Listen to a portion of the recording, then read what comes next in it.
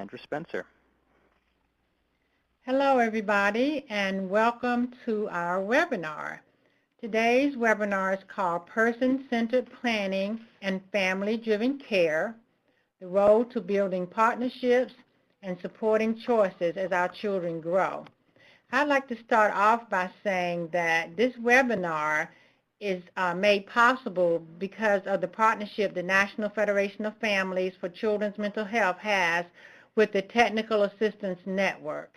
And most of you all know the Technical Assistance Network is the newly funded network that offers technical assistance to all of the currently funded systems of care planning, implementation, and community grants. So we welcome all of you. We're so glad to have a large attendance for this afternoon's webinar. Presenting today will be myself, and I'm Sandra Spencer, and I'm the Executive Director of the National Federation of Families for Children's Mental Health. And I'm presenting today with Linda Gargan, and Linda is one of our senior program managers, as well as Linda is the director of our Parent Support Provider Certification Initiative. So we're going to get started, and again, welcome to the webinar.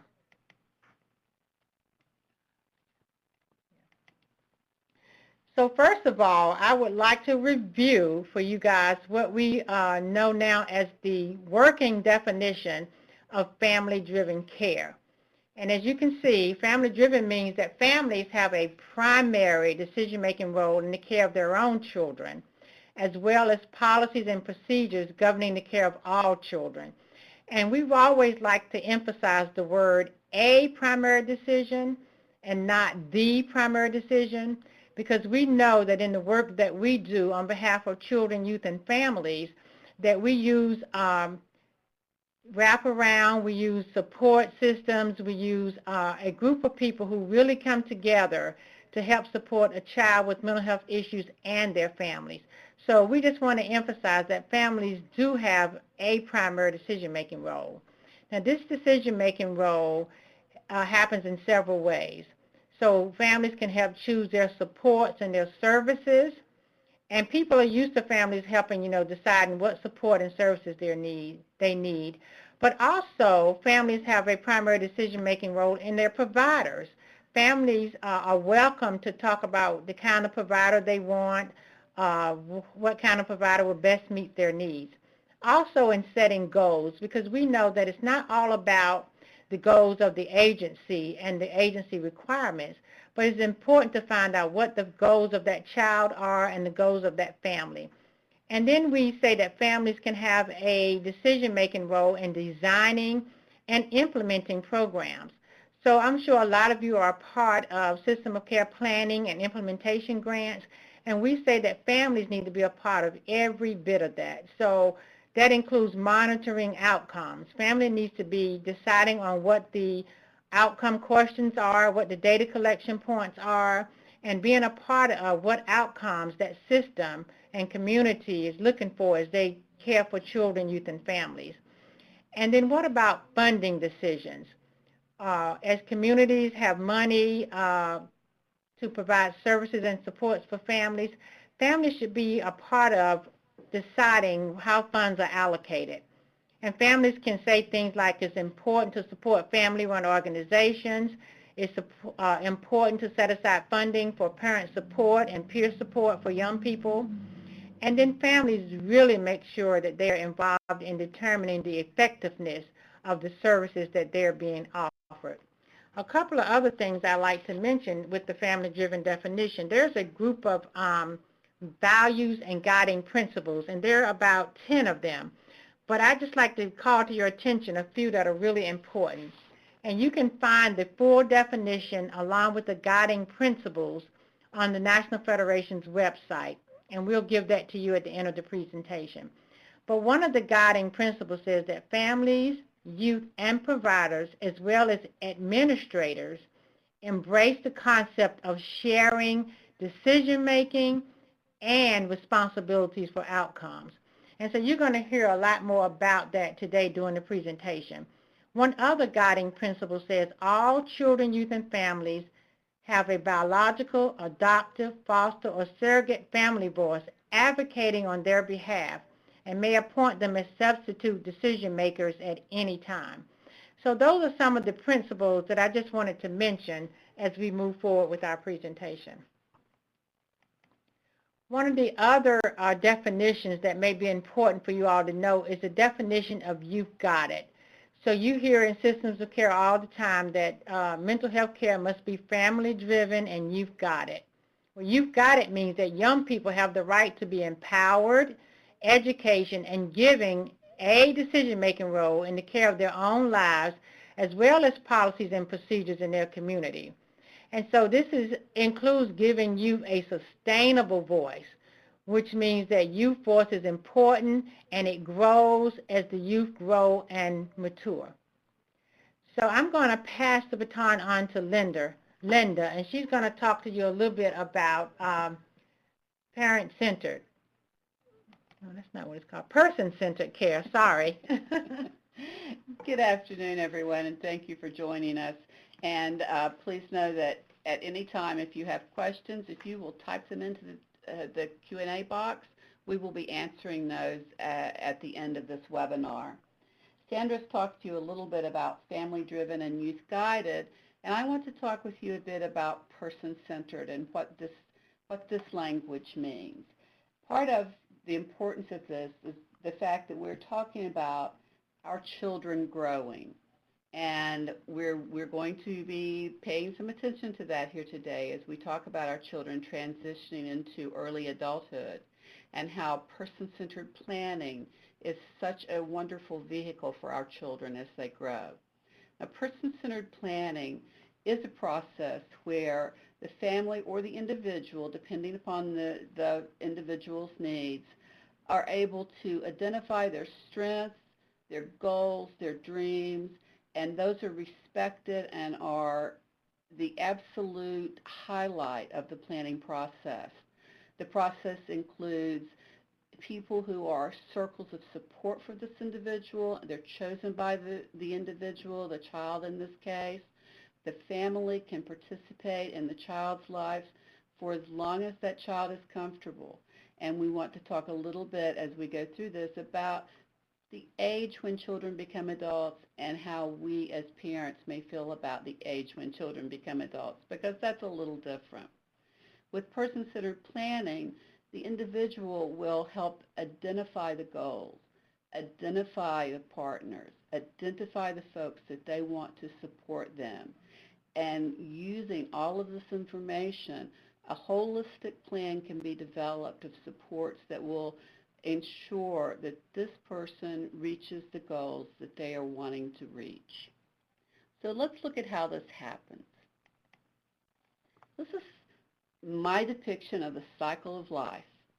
You see, we start with the baby, and this is such a wonderful age, isn't it? Our children are so innocent. We look at them and we think, oh, they're beautiful when they're asleep. And then they wake up. And we think, and they're lovely when they wake up. But when they're awake, we certainly do find that they require a little more care. And as they begin to grow, we find ourselves with wonderful, active teenagers. Teenagers and adolescents who want to speak their own mind, who are beginning to develop their own thoughts, their own values, and their own desires. And we want this to be a very happy time for our children, but we must, as parents, realize that they are beginning to mature. And then we hit that time when our children are leaving the school system, which is the first great milestone for most of our children. We're so happy to see them graduate, but most of us find that even though we're happy to see them graduate, this is our typical response. Oh my goodness, you can't tell me this child is old enough to go out on their own. How could this child ever have a credit card? How could this child ever sign a lease? How could this child ever make a decision without their mommy present? This is a huge piece of our ability to launch a child into adulthood. Now, our systems makes this a little complicated, and let's look at what happens here. So some agencies, such as SAMHSA, define youth as being through about the mid-20s. However, Medicaid, which is the insurance for most of our children, defines adult as the age of 18. Now, with Medicaid as the primary funder, most of our children go into the adult system at the age of 18, even though we may not believe they are truly able to participate fully on their own. Medicaid has set this line, and this is where we find our children entering the adult system. So how many of you all on the phone have had the experience of, being so used to providing care for your child and making the appointments and showing up and going in with the provider to all the meetings? And how many of you who are on the phone who may be providers get so used to having the caregiver, call you up and do everything for the child or young adult, and then all of a sudden the child turns 18 and things change so drastically in some worlds? Because I remember clearly calling to make an appointment for my child and deciding what they needed and what kind of medication needed to be, reissued, and, what time they needed to change their appointments, and being told by the receptionist that they needed to speak to my child themselves because he was now 18. So we're really going to talk about the reality of what this means for us as parents, as caregivers, and as providers. So here is that dilemma. We typically, as parents, aren't comfortable with completely relinquishing our voice simply because our child has had a birthday. And most of our children are not truly comfortable with having us immediately outside of their care. Part of this also is there is a step that we miss sometimes with our children in terms of preparing them for adulthood. Many children turn 18 without realizing that at that point they are completely responsible for all of their own legal issues. As Sandra said, for their medical appointments, for any type of insurance. They are completely responsible as adults unless there is that extraordinary situation where a child has been adjudicated as incompetent or is put under guardianship, but that is a very unusual situation. So what we're trying to look at is how do we come up with a comfortable way of allowing a child to transition into young adulthood without throwing that child out there with absolutely no supports at all. So is there a solution? Yes, there is.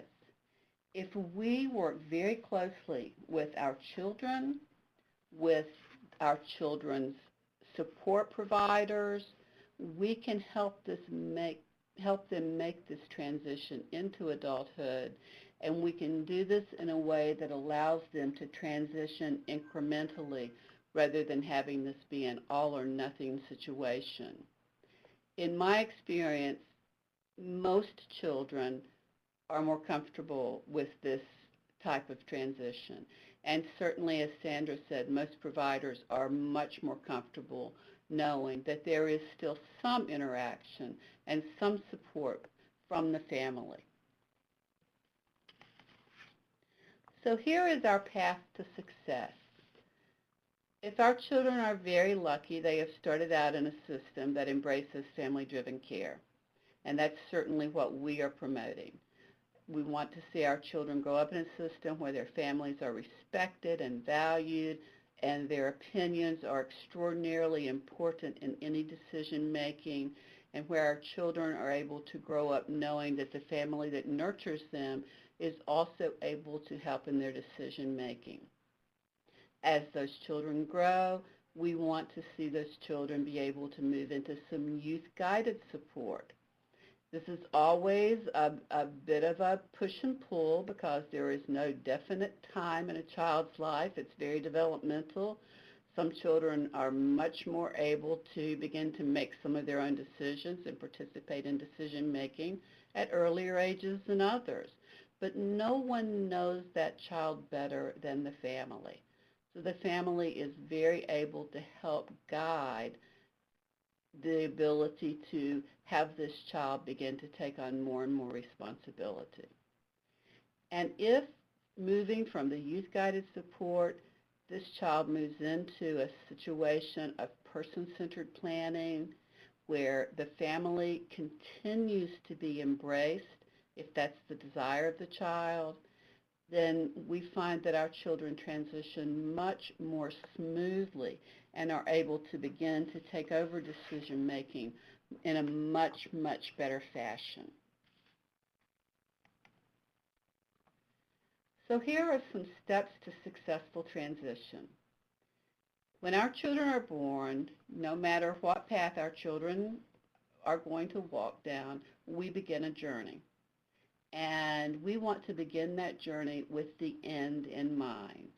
Our job as parents, obviously, as we know, is to create successful young adults and adults. So what we want to do is to create a culture within the family where the child is always actively participating as appropriate in making decisions about their services and supports.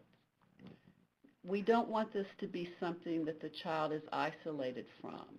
We want children to be able to, as they are developmentally able, to be able to participate in conversations with their doctors when they're talking to their families.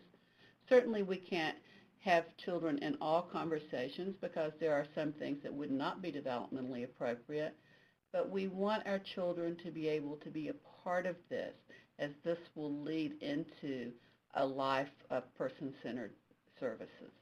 Well, you know, this is Sandra, and I have somewhat of a confession to make. And my son, who's now 24, he and I have shared this in presentations together and had this conversation.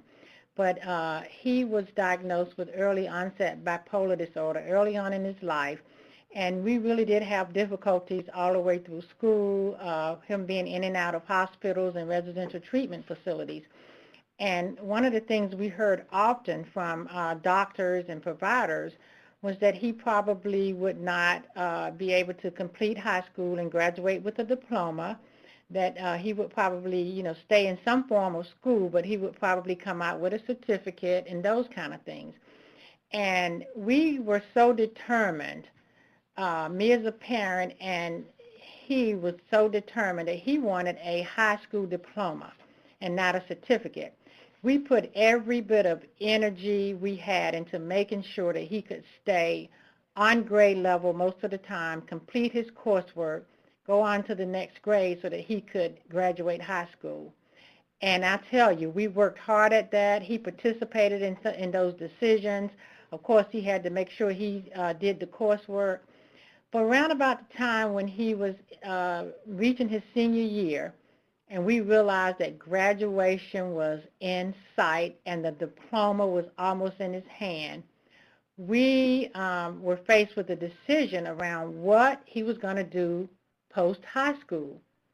Now, you may find this hard to believe, but we had rarely had those conversations because we were so focused on how to get him out of high school. And so we went to his IEP meeting to very late start some transition planning, which should have happened years earlier. But even with the school, we just had not followed through with that.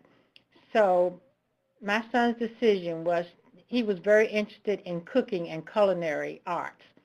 And so there was a program that he could take that the school provided, culinary school, and if the students took 2 years of culinary school throughout their high school years, they would come out with what is equivalent to an associate's degree in culinary, which would put them a step ahead if they want to get a job or wanted to get a culinary certificate or degree. But the issue was Stephen was now rising senior, and he only had one more year in high school. Culinary school was 2 more years. So the school gave him a decision to make. They said that they could put in his IEP that he could stay in school another year and complete 2 years of culinary school. What that meant to Stephen was he was not going to get to graduate and walk with his class. What that meant to me as a mom, he's going to get 2 years of culinary school and be able to get a job. Well, I had to step back and allow my son to make that decision. He did not want to go an extra year of high school, and I don't know many kids who would have chosen the extra year. He wanted to graduate right then and walk with his class, and promising me that he would at some point go back to school and finish that culinary work that he needed to finish. So I had to really step back. By now he was a senior. He was already 18, and that decision was his to make. It wasn't a decision I would have made as his mother, but I had worked all along to empower him to have your dreams, know what you want to do, and work toward them. So that was just one example where I really, as a mother, and I remember his guidance counselor, she and I were on the same page, and we were in cahoots trying to convince this young man to stay in high school another year. But needless to say, he didn't, and he graduated on time and with his class. All right, let's look at some more steps in how we transition our children and move them into a world that is very person-centered. So early on, we want to be a role model for others who are involved with services and supports for our child. It's very important that everyone understand that, as Sandra said, we as parents believe that our children need to be a part of the decision making. And Sandra's example about the guidance counselor working with her, but them respecting Stephen's desires is very, very important. One of the things that's important to teach our children is that decisions should not be made without them. And this mantra of not about us, without us has been around for a long time, and I think it still holds true. We want our children to develop the ability to ask if they realize decisions are being made without them, to ask questions, certainly in a respectful manner, but to ask questions about how those decisions were made. And if we're able to role model this for the other people who are in their lives, it will help to facilitate this process. We also want to celebrate our children's milestones toward adulthood. If our children are developing their own voice, if they're actively involved, the idea of moving from family-driven to youth-guided to person-centered is a very natural sequence. For children who are not allowed to begin to explore their own voice at a younger age, this could be a very scary thing. If they suddenly became adults and people said, okay, you can make all your decisions now, those children may not be quite as well prepared to do that. So if we role model this type of process and we celebrate with our children when they're able to make decisions, our children will be much more comfortable as they begin to take on the responsibilities of adulthood. And then as the journey continues, it's very important for us as parents and family members raising children to seek support for our journey. If we talk with others who have experienced parenting a child who receives services and supports, we learn much, much from those conversations. There's so much wisdom to be gained from others who have walked our path. And there's no reason for us to walk this path alone. So always seek support. Talk with other families. Find out which of your providers in your area are really committed to the idea of person-centered planning and really respect the family and the child and celebrate that child growing into adulthood, but realize that that growth doesn't have to be overnight. and identify those professionals who share your belief that your children can mature into successful adults. I know when my son was in school, he had an unbelievable psychiatrist who was raising 4 boys of his own, and he was probably one of my best supports when my son was growing. And one of the things that he did always that I appreciated so much was he always asked my son, what do you want to do? When we were making decisions, when we were trying to determine the next step, he would say, here are the options, here's some things that I see, here's some pros, some cons, but what do you want to do? And he would allow, even as an adolescent, he would allow my son to begin to help in that decision making. Those professionals are out there. We have to find them, and that's where talking to others who have experienced parenting a child can be so important. One of the things that we have to remember is to also help our young people build their own circle of supports. So as they work with these types of professionals and providers and find these extraordinary guidance counselors and teachers, we need to make sure that just as we as parents and caregivers, we know how to build that circle of support around ourselves. We'll find that good advocate in the school system or another parent who will go to meetings with us and advocate for us, and we will make them a part of our team. I think we have to work with young people to do the same thing, to find some peers who are willing to help them in their decision making, to go with them to meetings when necessary, and then also how to help young people find that adult ally, not just their parents, which we hope that they continue to have their support of their parents, but what other adults are in their life. It could be their coaches, some people they work with in the school, a teacher, someone from their church or youth group, but we need to make sure that they have that kind of support wrapped around them to help them as they mature and go off into their own decision-making processes. And now let's review how Family Driven has brought us in through this process. Through early childhood and emerging youth, the family we know serves as a primary voice for this child. And we believe that this voice supports the child across all of life's spectrums. It's not just about their services and supports. It's through their physical, emotional, spiritual growth. The family serves as the primary voice for their children. And then we move into the Youthguided. Our children, as we talked about earlier, and Sandra went over the definition with you, our children do mature.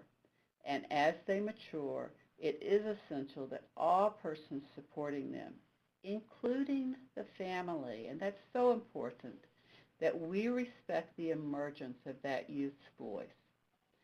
Sometimes it is difficult. I know certainly as a parent, it was probably a little more difficult for me to respect my child's voice. I was able to tell other parents to do that, but when it came to me being able to do that, it probably took a little bit more time, and it took some folks in my circle of support saying that to me, especially when you've parented a child who has experienced some extraordinary challenges.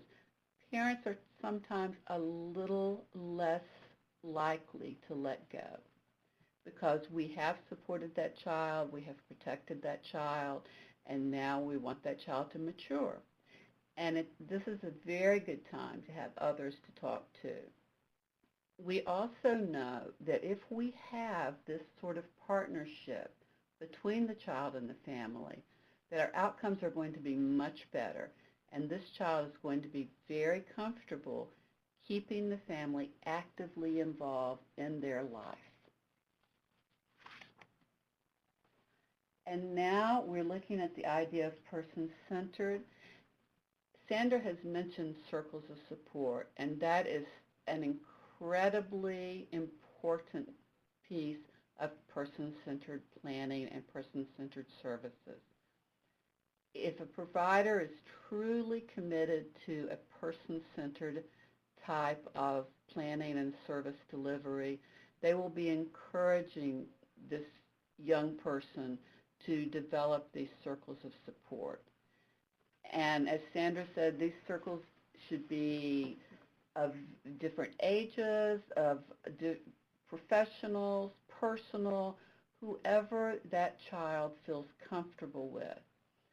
Sandra mentioned coaches. Coaches were hugely important in my child's life.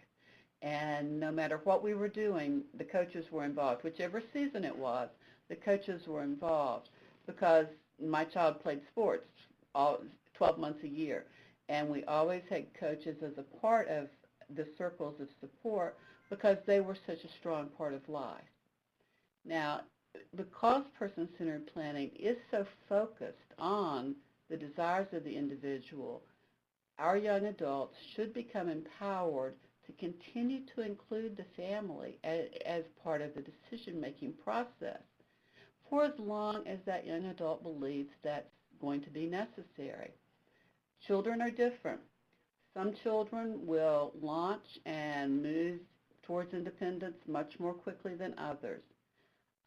Other children, I can certainly say, and the folks who know me hear me say this often, my son will be turning 26 soon. He is successful. He is living on his own. He's doing great. But when he gets ready to go to the doctor, he calls his mommy because he wants to talk about it first with his mom. And that's something that he's decided to do. It's certainly nothing that I can insist on. He continues to sign agreements that I can see his medical records because he has always had me be a part of his medical decision making. I know the time will come when he won't want that any longer, but for as long as he wants that, I'm a part of that, and it's his decision to decide when I'm not any longer. Now, also, our support teams who are demonstrating a fidelity to the model of person-centered thinking are going to embrace this. They are going to be very, very happy to see a young adult with this continued collaborative relationship with the family. And they will actively include the family in this process as long as the child desires this. So this is what we really want for our children. We don't want becoming an adult to be a scary thing. And we don't want it to be a process that happens overnight. We want it to be gradual and comfortable and to meet their needs, depending on the child. You know, we have very different languages and words that we use when we do systems of care work. And then when we go into the other field where we're talking about Medicaid and primary care. And so we really want to make sure that you guys are versed in all of the language, because what Person Center is saying in our language in systems of care is that at some point we do move from family-driven care to youth-driven care. At some point, the youth are not just guiding their care, but they're actually in the driver's seat. And families, they kind of step back and become that guidance, if you will. So we're talking about taking the language that we know, the things that we use, and realizing that at some point in a child's transition to young adulthood, those roles change from youth-guided to youth-driven, and families step back and to become supports and help guiding that young person. And that's a very important point, because as our children move through the system and move into the adult system, CMS embraces the language of person-centered. So this is language that the sooner our families and our children become comfortable with it, it's better, because it won't be unfamiliar. It won't be like moving into a new realm of life. It's simply the next phase, just like moving from family-driven to youth-guided. If everyone understands that person-centered is the adult language, for lack of a better word, then there's nothing about it that makes it at all uncomfortable. Now, this is the conundrum. We spoke earlier about sort of the parental dilemma, and this is I think we are going to see much discussion about age versus development over the next few years. I'm sure you've heard these discussions recently on a number of topics. There's certainly the issue of our children can go into the military at 18, but they can't buy a beer until they're 21. That has been a huge topic for years. And it's all about brain development. As our children transition into the adult system and this decision-making falls fully upon them, legally, that is certainly what our system says is correct. However, as we're learning more about brain development, we're learning that the brain is not fully matured until we reach our mid-20s. And as most people agree, boys tend to mature a bit slower than girls. And that's not just a cultural thing or just a stereotype. It really is a brain physiology. The frontal lobe, which regulates behavioral and emotional output, is the last area of the brain to become fully developed. And for our young men, as they are developing, it develops a little bit more slowly than for our young women. So it is probably not really logical to believe that at 18 years of age, our children would suddenly begin to make all of their own decisions. And that's if we use a person-centered approach, even though these children are in the adult system, everyone is agreeing and respecting the fact that there is brain development and that as the brain develops, our children can begin to take on more and more responsibility. So we'll be paying attention over the next few years as brain mapping and more brain development studies come out, and we see more and learn more about how the brains of all individuals develop. We'll begin to know more and more about what is a more probable age for us to expect our children to be fully developed and fully responsible to make their own decisions.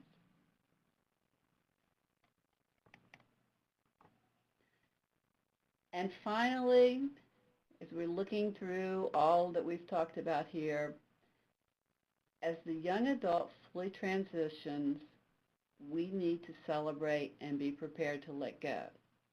But we can only do that if we planned very thoughtfully with our child. If we have included our children in the planning process, if we have gathered around us circles of support that are celebrating moving into a person-centered world, if we've allowed our children to begin to explore their voice and they are becoming comfortable with the fact that they have a voice and they are able to make decisions, but more importantly, that they are comfortable knowing that their families are not abandoning them, that it's not a situation where they must stand completely and fully on their own 2 feet on their birthday, that we are still there and we are still a part of their lives, and because we are utilizing this person-centered process, we are able to continue to have an inclusive family. Then we can be prepared to let go. We also want to demonstrate confidence in our child's ability to navigate systems. Now, obviously, they can only have this ability if they've been learning how to do this through their adolescence and their transition period. It would be foolish to expect a child to suddenly be able to navigate all of the systems that most of our children experience, again, simply because they've had a birthday, or to be able to direct those planning processes. So if we begin this at a much younger age, we find that our children, much as Sandra spoke about Stephen making decisions for his life, I spoke about my son being involved with decisions for his life at a young age, those children have much more confidence that they're able to begin to navigate those systems.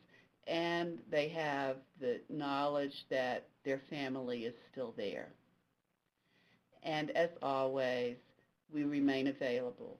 As long as our children want us as a part of their planning, we'll be there because, as we all know, our children are always our children. You know, one of the reasons that the National Federation decided to do this particular webinar is that we have put a lot of focus on transition age youth within systems of care and within the general public. I know that the Now is the Time initiative that the president has started is really focused on helping young people through those transition years. And what we find out is that sometimes our systems and even our families are not fully prepared for what that means. And we get a lot of phone calls and inquiries from families, from family-run organizations, from youth-run organizations, where they're in the midst of conflicts around the letting go. How do we make sure that young people are fully prepared? But it's not just about making sure young people are fully prepared. It's making sure families and the systems and the providers and the circles of support within their lives are also ready and prepared to launch our young people into dependency. And we want to make sure that our young people can thrive into their adult years. So we had prepared to speak to you for about 45 minutes, and we have available on this a live chat where you can type in comments in the chat box, and you also can type in your questions and answer in the Q&A box. And we're hoping that we get some good comments and questions from you that we can address, and maybe even some good conversation in the chat box that we can read aloud. So we're going to take a second and allow you guys to type in questions and comments in the chat box. And Linda and I have put our contact information and our website on the slide. So we're going to wait and hope that we get some questions from you guys and some comments. And so we pause, a couple of people are typing, and so we're going to wait just a few seconds. And the minute you want to can put in your questions and comments.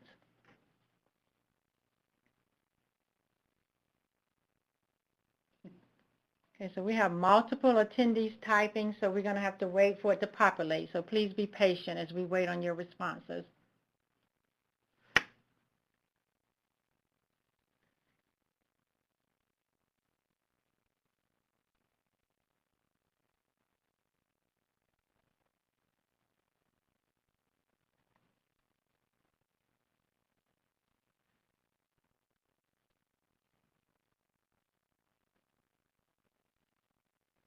Just a few more minutes. We see people typing, and we're going to read some of the comments. All right, here they come. One of them is, what strategy do you suggest when a 19-year-old shuts out parents and the decisions are more weighty and consequences are dire? I can address that because, you know, one of the experiences I think that a lot of parents have had is our children can, for any number of reasons, shut us out. They can get angry at us if we take the car keys away, and they can, you know, shut us out. I think what we have to do is two things. One, we really have to hope and realize that we've implanted in them some of this empowerment and self-advocacy skills so that they can really make really good decisions. And number two, I think we can continue to make sure that they know that we are open, that we are there. You know, it's a thin line between reminding them of some of the consequences of their behavior and really taking a hammer and a nail and trying to beat into them what the consequences of their behaviors are. So I have, from my experience, and I hope some other folks can maybe chime in the chat box, sometimes it's the most difficult thing is to step back, and maybe they have to go through some of the consequences to realize that they hadn't made the best decisions. It's just like as we look back on our own lives, we realize that that may not have been the best decision, and we just hope that some of the consequences aren't as dire. But I think sometimes the only thing we can do is step back and allow folks to kind of make a few mistakes that we hope that they will learn from. And as the consequences, certainly for some children, consequences can become a matter of life and death. There are legal solutions if necessary. Those would be the last resort. In any case, we do not ever want to do anything that would abridge our children's civil rights. Certainly Sandra's ideas are the ones that we want to do our very best to work with. If the situation is absolutely to the point where it is that unfortunate life or death situation, then there are legal avenues to travel to protect a child from making those really terrible, terrible decisions. Absolutely, and those are hard decisions for parents to make, to know when to call in help. Another question is, a major obstacle in the process for families and youth can be youth desire not to identify with mental illness at all. And this is absolutely very real. And my son is a prime example. Right now, I know that if he would identify to agencies and to employers that he has mental illness, he could get things like assisted employment, assisted housing, but he has really decided that he doesn't now want to identify with mental illness, and things have been a lot harder for him. It's harder for him to keep jobs, and I encourage him to do so, but I think one of the maybe another strategy is to try to connect our young people with youth groups, with youth move chapters, with youth run organizations, because those youth are youth who've already crossed that threshold of being comfortable with the fact that they have a mental illness, that they can get help and support, that it's okay for them to accept services when needed. So I think sometimes peer support and hearing from their peers can go a lot further than us as parents trying to get them to identify and admit to their mental health challenges. The next question is there a suggested evidence-based person-centered planning process that parents can ask for when working with professionals? There is a huge, huge amount of evidence-based person-centered planning information available. I would ask if you would please just, anyone who has this question, if you would email this question to me, I will send you a mound of resources about this. There are all kinds of resources available for families. Right, and as you can see, Linda's email address is right here on the screen.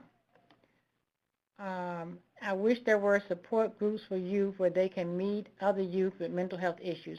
Well, there are a few, and if you would email us, we will give you contact information of some youth groups that we know around the country. We mentioned Youth Move National. There are family-run organizations, and a lot of family federation chapters have youth groups and youth support groups. And this is basically happening all over the country. So please email us with that question, and we can definitely help get you connected. Okay. What can be done to help parents? Oh, wait a minute. This thing is moving. I just lost that. Here it is. What can be done to help parents understand the importance of transition planning and helping their young adults to get services in place? I think training, teaching, communicating, keep having the conversation. Connect parents with family-run organizations. There are tons of family-run organizations across the country that really talk about how parents can help with transition planning. There are resources. I would encourage you to go to the Federation's website and click on the where our chapters are. Really get connected so that families can have that support. That's just like we said about youth support. The same thing is true about family support and helping families do transition planning. Here's another question.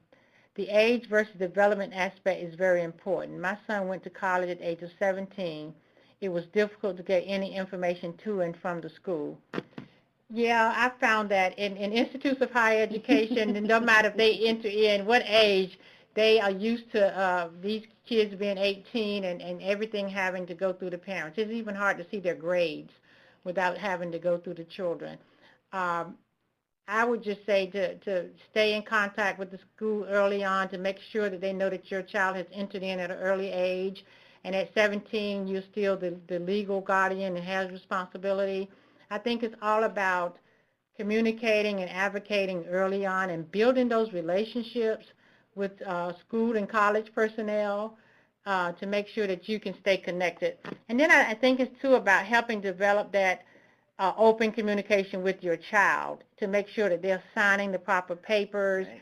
giving the proper consent to make sure that you can have access to their school records, their financial records, and all of those things through school. So here's another one. Do you want to take that one, Linda? Sure. The question is, and this is one that comes up often, giving my son's disorder, his decisions within person-centered planning are not always feasible, kind of like encouraging child to be a brain surgeon when he clearly does not have the capacity for that goal. This is incredibly important. One of the things I spent many years doing person-centered planning, actually all over the country. And one of the things that we worked on everywhere was this very issue. And probably one of my examples that's a little over the top, but it's true. And I think it may be a good example as a starting point is one time doing some person-centered planning with a person who had some developmental disorders. When we talked about what do you want to do with your life, the first thing he said was, I want to be an astronaut. And through a process, that not an hour process, through a process over many days, we talked about this to a great extent to try to determine what it was about that this young man wanted. And as we learned over time, it wasn't so much about the being an astronaut. That was something that he had watched movies and seen and heard people talk about, and this was during the time when the shuttles were taking off and all of that. But as we worked with him, we learned it was more about he wanted to do something where he wore a uniform. So without taking up too much time here, it's that careful conversation and thoughtful planning that helps us get to exactly what it is our children are trying to say. But the question is very important because we don't want to set our children up for failure, but it's important that we ask more questions and delve deeper to find out what they truly, truly are expressing. So another question, I'll just read the second half of it, is how can I help professionals understand the importance of person-centered care and person-centered planning? Part of, and I can speak to this from both the professional and the parent side, part of working, and there are certainly, like there are some of everything that is the outlier, there are some professionals who won't understand this ever. But with most professionals, I found that if you talk to them about, if this was your life, how would you want us to be supporting you? And if we're talking about you, how would you want this? How would you want these conversations to occur? In many cases, that will help. Sometimes you find that you do not have the right professional in the room and you need to seek other services. But it's been my experience that over time, if you continue to bring that conversation back to, we're talking about my child, let's focus on his or her desires. In most cases, I've found professionals willing to consider that. You know, another idea is I would email Linda and ask her for some resources on person-centered planning. I think sometimes we make the assumption that those professionals know what we're talking about when we say, I want this to be person-centered or family-driven or Youthguided. And I have found that sometimes, you know, even as in my position with the Federation, I have had to print out some of our resources and materials and take it into a provider's office and say, you know, family-driven care is really important, and person-centered planning is really important, and this is what it is, and this is the way I would like to have us move forward. And I've had a couple times a provider say to me, I have never read this. I've never heard about this, because every agency does not promote person-centered care. So I would get some of these resources, and I would really take them with me, uh, you know, to my providers, and have them to read it, and then have the conversation. So I think we may have time for one more, and this is about a child who is 18 now and has made the decision to work and to be homeless. And the question is, how does a parent accept and understand? And that is very, very difficult, because children they make those decisions. And I think we have to, the first thing I would say is, whatever you do, keep the lines of communication open. Make it always okay, and keep an environment so that your child will continue to talk to you. I've had families call me where they've gotten so angry with the child because they wouldn't work, or that they chose to live on the street, or chose to move in with other people, and they gave them ultimatums. You either do this or. And what ended up happening was that they shut the lines of communication. So I would say, as hard as it is to kind of understand, I don't know how to understand some children's decisions. I would say, please keep your communication with your child open. Let them know that you are always there. Let them know that they always have a home to come to, and then continue to support them. Because I think that they will make some decisions that we totally are afraid of, and that we totally don't agree with. So we are coming to the end of our hour. We want to thank everyone for participating on our webinar. Again, you have my email address, you have Linda's email address, and you have our website. So we hope that you will visit the website. Those of you, if you did not get your question answered, and we think that we got through all of them, please email your question to us, and we will definitely respond to your email. And if there's something that you need some resources on that you don't see on our website, email us that information as well. So we thank everyone for joining the webinar, and we thank you for your questions and comments, and have a good afternoon. Goodbye. Thanks, everyone.